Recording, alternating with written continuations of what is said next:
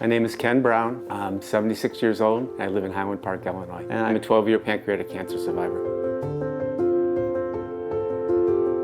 Summer of 2013, my urine turned a little bit dark, but I thought it was dehydration. My symptoms did get a little bit worse, and I did go see my doctor, and he took one look at me and said, "You're jaundiced," and it was diagnosed as pancreatic cancer. I was 64 years old in pretty good health. It was the last thing on my mind, but I did not think for a minute that I was not going to survive. I just knew that every statistic, there's the bell curve. I was going to be at the top. I found out there was a new procedure called neoadjuvant therapy, chemo for a few months to help shrink the tumor, then the Whipple surgery, then continue with the chemo. When you have a tumor in your body, the natural reaction is, let's try to take it out as quickly as possible. But I was really glad I did neoadjuvant therapy, because I think that's part of the reason I'm still here today. On the anniversary of my surgery, I put another band on my wrist. I may have to start doing it on the other arm, just a constant reminder of how fortunate I am. Every goal I set really motivated me. My nephew's wedding, my grandson's first birthday party, but a goal that I thought was no longer available to me many years ago. My wife and I had gone on a trip to Africa, Tanzania, and I said, one day I'm going to come back here, I'm going to hike Mount Kilimanjaro. And I took a photograph, and I had that photograph on my office wall for years. Flash forward to 2017. I am in my cancer surgeon, Dr. Bill Amoria's office. So I asked him, what's he doing for the summer? He happened to tell me that he and some doctors were going to go hike Kilimanjaro. I said, Malcolm, that was my dream.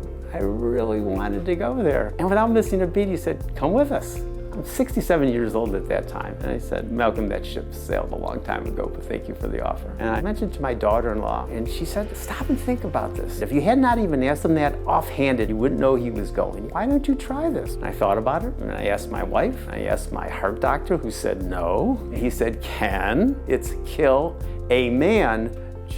He was concerned about my AFib, but I had started doing things that I had never done before, ever since I was diagnosed. And then I said, I'm going to try it. I spent the next 4 months training. When we landed in Tanzania, I just started sobbing, tears of joy. I was doing something that I always wanted to do with the doctor who helped save my life. The sorest muscles in my body were my cheeks because I was smiling the whole time. First 3 days were fine. Fourth day, I didn't know if I could go on. And it sort of was like my journey through pancreatic cancer. Some days you just don't know if you can push on any further. The next day I had my best climbing day ever. The 6th day we're getting ready to summit, ended up having atrial fibrillation. And I had promised my wife if I had the episode, I'd come down immediately. It was definitely one of the top experiences of my life, but I'm glad I came back. This is a rock from Kilimanjaro. My cancer surgeon brought it back for me. It truly symbolizes my journey through pancreatic cancer. You may not be able to achieve your dreams on your own, but other people can help you. The support of friends and family, and I do refer to that as Team Ken. That's what it takes. It does take a village to survive. 2 years ago, a very close friend, Wendy, she was diagnosed with pancreatic cancer. You need other people to help you, and I needed to help motivate Wendy. So I did something I've never done before, a sprint triathlon. And being able to see Wendy there and then taking the participation medal and giving it to her meant everything. And she unfortunately passed away last October. And I told her, as long as I'm able, I'm going to do these sprint triathlons and I'm going to be thinking of Wendy. And if there's anything that anyone takes away from this video, there are a lot of things beyond someone's control. 2 things you can control are your attitude and your effort. If you can focus on those 2 things, then you've won the game. If there's one word to focus on, it's hope.